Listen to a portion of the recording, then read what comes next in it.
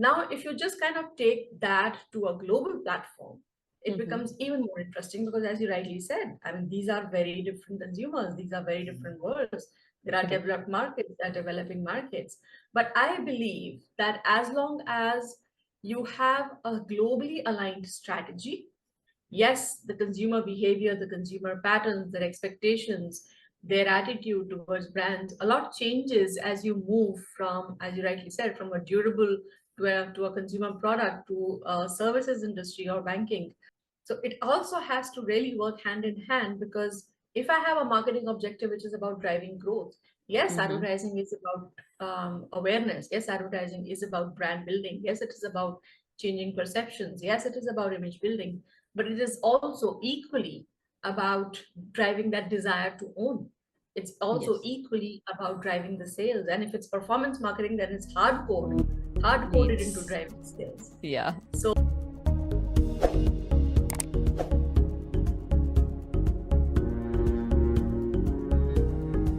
Welcome to Icons Behind Brands, where we uncover the stories of trailblazers shaping the marketing landscape of different industry.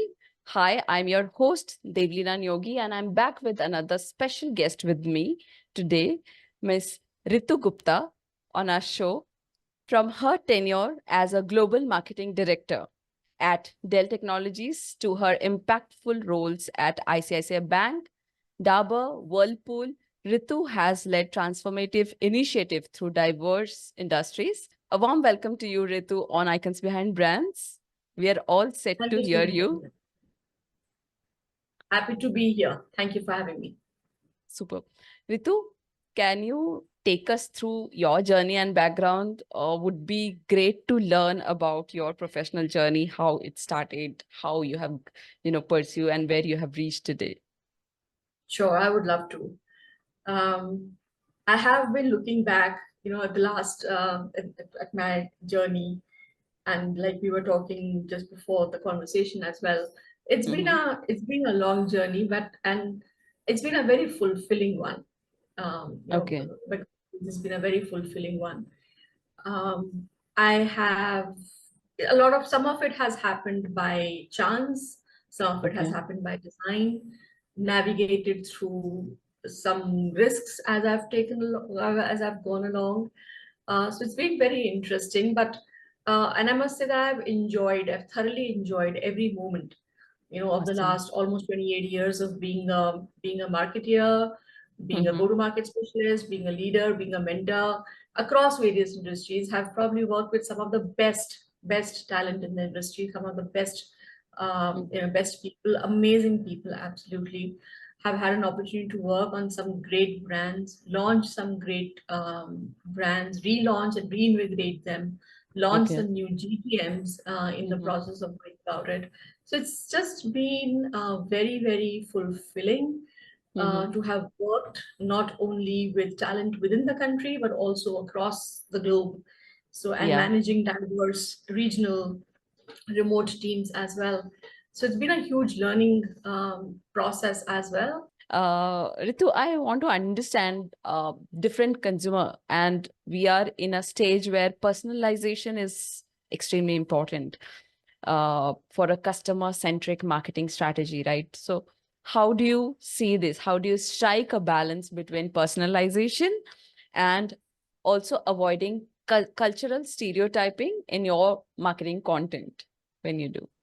Yes, the consumer behavior, the consumer patterns, their expectations, their attitude towards brands, a lot changes as you move from, as you rightly said, from a durable to a consumer product to a services industry or banking or even to a Correct. technology product. It's very different. But at the end Very of it, there is different. still that same consumer and you're Mm-hmm. just interacting with them in different contexts. And Mm-hmm. now increasingly, coming to the question that you asked, increasingly as you start looking at personalization, and that is the way to go. In fact, I would say even hyper personalization is the way to go. Yes. So as you start looking at that, there is a very fine balance that needs to be maintained between personalize that hyper personalization and stereotyping, and it can be very, very tempting at times, or it's very likely that you start categorizing certain types into a very generalistic Correct. stereotyping point. For Mm-hmm. example, if if my song playlist is personalization, which is great, Mm-hmm. right? Mm-hmm. But if on another side, if based on the one book that I've purchased, if all the recommendations, let's say if it's a romantic novel that I've picked up, if Mm-hmm. all the recommendations that start coming to me is like, people like you also read these, or people Okay. who read Okay. this also read this, then Mm-hmm. that is, you've kind of stereotyped me into that bucket and said, okay, you are the one Uh, kind of person who reads romantic novels. mm-hmm. So let's just start pushing you all recommendations based on that. But hey, guess Mm-hmm. what? I also read other genres, but you haven't had the opportunity to pick that one up, and you've kind of stereotyped me into that mold already. So I think it's a Mm-hmm. very fine balance to kind of drive within that. And I would say it's fine Mm-hmm. to start with maybe using stereotyping just as a starting point, Starting point. but after that really the fine tuning has to happen with a Mm-hmm. lot of, that's where hyper personalization has to come in. And I think Mm-hmm. that is where a lot of data and the use of data and really a lot of automated machine learning has to start coming in. And I think that's where the fine line between privacy and how is the data being used. So it's a very True. interesting territory that we start walking Correct. into the moment we start Mm-hmm. talking about it. But I think that's where the balance is, and that is where the Mm-hmm. key to finding that balance is between how you are not stereotyping your customer, because that's bad consumer behavior, you've probably lost True. them, Yes. and yet at the same time you want to personalize it because that's how you will actually deliver that experience to them. True. So it's just that fine balance, and I think data and how you use that data, and obviously with a lot of machine learning, that is where it will start coming through. You have worked for the global markets, Ritu, right? And that needs a deep understanding of cultural nuances. How do you see this? Like, if you can share some examples of a marketing campaign that you have worked that has successfully catered to a specific cultural group preferences. Mm-hmm. Over the years, right? So I Mm-hmm. remember even when if for the brands that I've worked for, they've always been, and it has only evolved with time, it has only improved with time. As you've kind of learned more, you've evolved as a marketeer, the technology available to you has evolved and has allowed a whole lot of or improvements that you can do or customization that you can do to cater to Mm-hmm. that cultural group. Because how you market um, how you market a refrigerator to somebody in south is different from how you would do that to somebody in the north, or even True. something as simple as hair oil. The Mm-hmm. kind of hair oil that you would use, the ingredients that make sense. And I'm talking many years back. So Mm-hmm. even at my last organization with Dell, we've always looked at insights. They could be different across the regions, and how do you Mm-hmm. kind of cater, to that Right. example? And it could be as basic, and like I said, over the years that has evolved, because it could be as basic as just doing a language translation. Check, Okay. done, Mm-hmm. right? Or it could be, yes, I've got language also, and I've got talent also, and I've got the right costumes and everything else. But hey, guess what? The context and all is still very uniform across. So it's pretty Mm-hmm. standardized, Mm-hmm. right? Because that's where it's also a fine balance between that customization and efficiency, which now, Mm-hmm. fortunately, technology is allowing that as well. Mm-hmm. In all the dynamic ads that you would create, you will be able to drive um, that level of change, which also yet keeps you very cost effective and efficient perspective. Now, if you just kind of take that to a global platform, it Mm-hmm. becomes even more interesting, because as you rightly said, I mean, these are very different consumers, these are very different worlds. There are Correct. developed markets, there are developing markets. But I believe that as long as you have a globally aligned strategy, Mm-hmm. right? The Okay. ingredients that you use to deliver that strategy, they Mm-hmm. can be tweaked based on the insights that you're working with different markets, right? Okay. So we found out that there are a lot of similarities and commonalities between a consumer in Brazil and a consumer in India. Okay. And I'm not talking How? overall general as all categories, so don't Mm-hmm. go there. But specifically in context of the last brand Dell that I was working for, Okay. yes, we saw that the way the markets were evolving, the life stage of those markets, the way that consumer related to technology, and their cultural values, there were similarities therein, Mm-hmm. right? Similarly, but when you look at a consumer in Japan, that's Mm-hmm. completely different, Okay. right? Even Mm-hmm. if it's part of Asia, an Mm-hmm. Indian consumer and a Japanese consumer are different. So how do you Totally kind of different. drive that? But as long as, like I said, as long as you have a global strategy, I always use this example. You need to have a global recipe, but the Okay. ingredients that you use to bring alive that global recipe have to be Mm-hmm. local. And that is Oh. what creates a global recipe or a global strategy for you, Mm-hmm. Mm-hmm. because you've stayed true to that global recipe. The recipe is still the same. I'm not making Mm-hmm. a lasagna in a different way. It's just that maybe from an India's perspective, it'll have a little, some more spices, some more ingredients to it. Maybe for somebody else, it may not. But the Mm-hmm. recipe still stays the same, but your ingredients vary. And those ingredients really come in from based on the local insights that you pick up, which are the Mm. cultural preferences and the cultural sets that you're talking about. Creativity without a strategy called art, right? So, and creativity with strategy called advertisement, right? So, how do you approach aligning the creativity with a strategic marketing plan to achieve business objective, Ritu?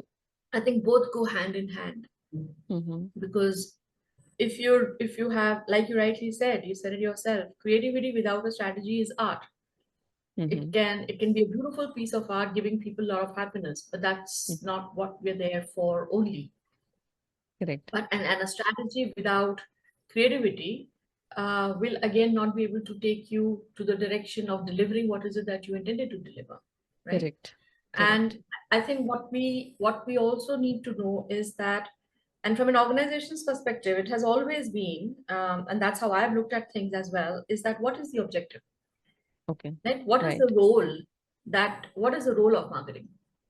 Yeah. The role of marketing is to drive growth, Yeah. right? Whether it's in your consumer, whether it's in your sales, whether it's in your revenue, whether it's in Business. profitability, depending upon how the organization has defined its objectives.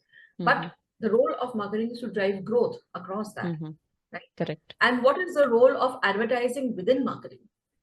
So it also has to really work hand in hand, because if I have a marketing objective which is about driving growth, yes, Mm-hmm. advertising is about awareness. Yes, advertising is about brand building. Yes, it is about changing perceptions. Yes, it is about image building, but it is also equally about driving that desire to own. It's also Yes. equally about driving the sales. And if it's performance marketing, then it's hard coded into Needs. driving sales. Yeah. So, right, so if it is all of that, then it has Mm-hmm. to really be able to deliver to both the creative route or the creative solution to be able to drive a particular business objective. As you know, the function of leadership is to produce more leaders, right? Not more followers. So how do you foster a culture of empowerment and growth within your team, encouraging others to take more responsibility and step into towards the leadership roles? For me, what has worked very well is again something that I have learned from my leaders, which is called empowerment leadership. Mm-hmm. So it really is all about making sure that you're driving a larger unity within your Mm-hmm. team, Mm-hmm. really, and really giving them that accountability, that recognition, that space for them to kind of go and drive and do things. And as long as they know that you have their back as a leader, you have their back, and if there is something that will go wrong or could go wrong, you will be there to kind of manage that for them, but you're giving them that space to kind of go and do different things. So it comes with a whole lot of the first and foremost, of course, and that is delegation. So am I Mm-hmm. going to be a micromanager, or am I going to be able to delegate? Because delegation requires trust, right? Yes, So I have to be able to trust correct. my team, give them that space to be able to do that, and give them that space to be able to even go and be wrong and fail Yes, at times. yes. But Mm-hmm. they know that I have their back, and hence they will be able to stand back again. Then decisiveness. Obviously, when they're coming back to you for certain decisions, are you kind of dilly-dallying, or are you able to kind of take a quick decision and help them, give them that direction that they're seeking, and kind of so that they can kind of get back on their path and start going again. like I said, accountability, recognition? Am I really giving them the credit where it's due, or is it all about I, me, myself? So for me, it has very always been more about the team and the people that I work with, and how can I put them before I put myself in. Lovely. So, Ritu, with this, we are moving towards a section called Rapid Fire Round. So, Rapid Fire Round is something which allows our viewers to know you as a person a little more. The rules are you need to answer either in one word or as minimum word as possible. Okay. So, Ritu, tell me what has been your favorite age so far? I think all have been good fun, but if I have to pick one, I would say probably till the age of about 8 or 10, because you can be as curious as you want, and you can ask all Correct. the questions, and then Right. suddenly as you start growing, you start thinking twice before you ask questions. Right. So I would say the kindergarten one, or that age. What is your favorite work memory? I'd say the first ad or the first campaign that I worked on, that ad got released. I remember it was a print ad. It was getting published, Mm-hmm. and I was there at the newspaper hubs where newspapers kind of get come in from the printing press, and then they're kind of Okay. put into those. I was there at that hub at 4 in the morning because I was so excited. I wanted to see what it looks like. Tell me, Ritu, if you could not work in this industry, what profession would you pursue? I'd probably be in academics. Okay. I've always been very intrigued and very interested in this entire space of consumer psychology and behavioral economics. I'm an economics graduate, Mm-hmm. and hence maybe if I was not doing marketing, I would probably be uh, probably may have had done my PhD and maybe somewhere in the academic space in Oh, that area lovely. When are you most productive? when I have an open canvas. What advice, would you give to your younger self? It's okay to fail. Correct. Don't be afraid. It's okay to Yeah. fail. Yeah. Nobody's judging. And what would you change about yourself if given a chance? Nothing. Nothing. I think I'm absolutely fine being perfectly imperfect. Right. So with this, we are out of the rapid fire round now. And before we wind up this conversation, Ritu, I want you to talk for our aspiring marketing professional on the way. So what is your message for them?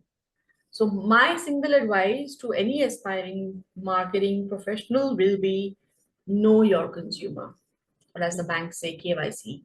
Know your consumer. Your consumer is changing, it is evolving. He or she are changing by the minute. So, unless you, and hence always know your consumer, because that's the only way you will continue to stay relevant Mhm. as a professional. That's the only way you can continue to make your brand stay relevant for that consumer, and hence always have an outside in view. There'll be a lot of moments when you will be expected to do what the big boss says in the conference room, in the meeting room, but that's an inside in view. So are you Okay. able to bring in that outside in view and Mhm. given that fresh perspective, because you need to know your consumer and how they are evolving over time. So know your consumer. I would say that is always the foundation. Everything else can follow. Lovely. And it's easy to remember now because it's like KYC, your Oh, I consumer. see. Yes. Right. Lovely, Ritu. I think that's a great piece of advice. And throughout the conversation last half an hour, we have been going through with your journey through this conversation. And it was wonderful understanding how you feel about the market, what is your perspective. And that brings icons behind brand, like that makes icons behind brand complete. And thank you for being here. Thank you for agreeing for this conversation, Ritu. Thank you for having me here. It was a lovely Saturday afternoon spent, time well spent. I probably would have been sleeping I'm or doing glad. something else. I hope. It was great. It was a great chat. Absolutely great chat. Super. So, business folks, how was the video?